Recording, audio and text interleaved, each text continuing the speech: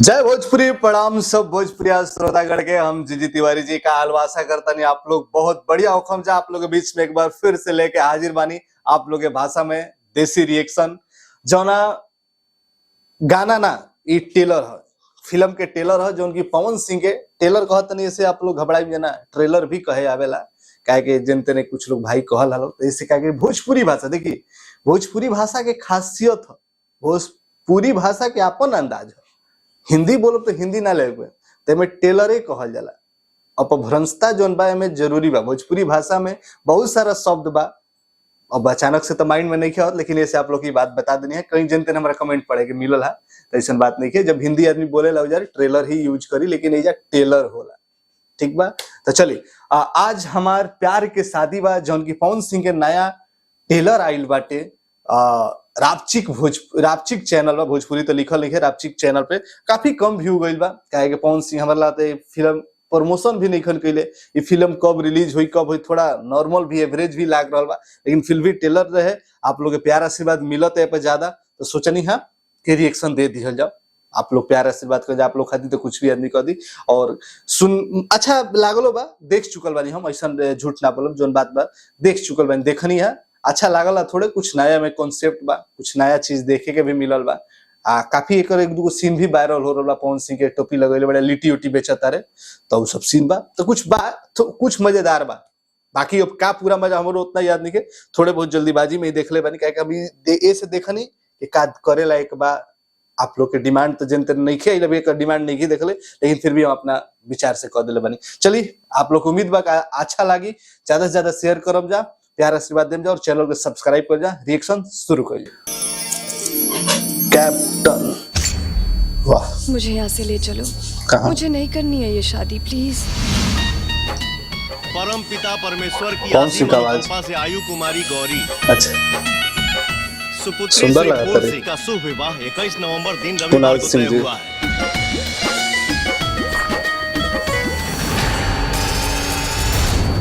अच्छा भाई कि तू लोग आ गई ना तो ब्याह के जिम्मेदारी हमरा से त्रिपाठी जी श्रद्धा बानी ना अभी है दुनिया में बाकी जिंदा बानी हमने के बीच में हलचल दो रंग ना कैसे बोलो बात तेरा से बतियाई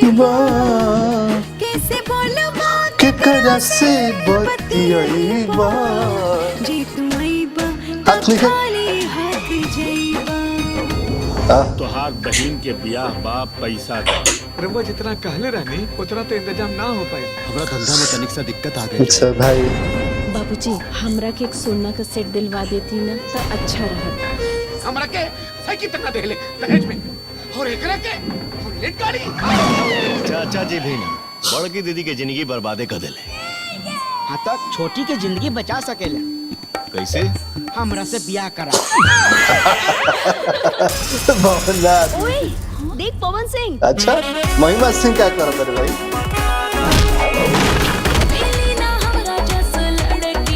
ये गाना वायरल भी होके लगा बा एक स्टेप जबरदस्त बा गलपतरा की गढ़ में तोहके कवन माटी लागल तबला बजेगा भी ना सत्तू में हरियर मिर्च लहसुन बढ़िया से सरसों के तेल भी डली हां उ सब तो डलाइले बा ई में स्पेशल का बा का करी अपन किडनी डाल दी इसी वायरल बा मजा आ जाए फूल सिंह जी की हां मटकोर पूजा के बुलावा बा सबके आवे के बाद पूरा एकदम गांव के कि अभी ले दवाइयां चलता अगर बच्चा ना होए तो ऐसा औरत के लोग पांच कहिला डर से कभी न डरना लेकिन सामने पवन सिंह हो तो जरूर डरना पवन सिंह ब्रांड तुम्हें कौन सी अपन नाम ले रहा है बड़े फिल्म कुछ यूनिक बा ये तो हर पिता हमें तो तोरा जिंदगी की फैसला तो से बेहतर ले सकता रे काफी कंफ्यूज करता फिल्म से ज्यादा जब जब देखी उनके भाग हमर जागे जागे ताजमहल जस लागे रूपवा ताजमहल जस लागे ये माला नहीं की तोड़ा शादी तोड़ रहा पानी फिरोज खान जी, वाह। लड़की के पवित्रता के सबूत देवे के पड़ी कि वो वर्जिन है, वर्जिन है।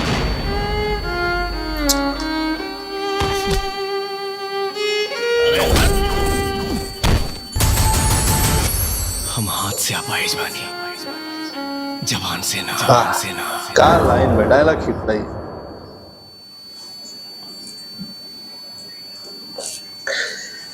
इमोशनल फिल्म बा भैया, पारिवारिक बा, बाकी सब कुछ भी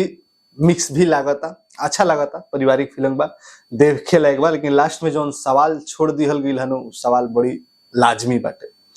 खाली एक आदमी पर ना लागू होके के चाही, सबके जरूरत बा। बाकी हमनी कभी समाज बा, धीरे धीरे सुधार आई, ओकरा पे ज्यादा कुछ हम ना बोलब। बाकी आप लोग समझदार बन जा, समझ सकतन जा। काफी कुछ कंफ्यूजन भी कोइला सा। पवन सिंह के वो फाइट सीन में हाथ बजाने में कहता रहे सामने पवन सिंह होकर डर से ना डरो, लेकिन पवन सिंह बाड़े तो डरो। उस सीन में पवन सिंह के दोनों हाथ लौकता, तो कुछ बैकग्राउंड भी हमें देखावल जी, पहले के चीज बैक स्टोरी जोन ओकरा जोन कहल जाला, हमारे याद नहीं खाओ तो भी एक हाथ से बाड़े। परिवार में ऐसा लगा था कुणाल सिंह जी चाचा बाड़े, दो चार आदमी बहन भाई बा लोग, शादी उदी के बाद बड़की दीदी के शादी खराब, दहेज वहेज के भी बात बजाना चलते शादी कोई को टूटल बा। पारिवारिक ड्रामा बा, अच्छा बाटे, देखे मजा आई। बाकी हॉल में अब रिलीज हुई ओकरा बाद में पता चली का स्टोरी बा, कंफ्यूज थोड़ा करता, स्टोरी पूरा पकड़ाए देत नहीं के, ठीक बा। बाकी आप लोग को कैसा लगा रिएक्शन नीचे कमेंट सेक्शन बताइए। ऐसे आशीर्वाद प्यार बने ले जा। जय भोजपुरी एकता बना के रखी जाए।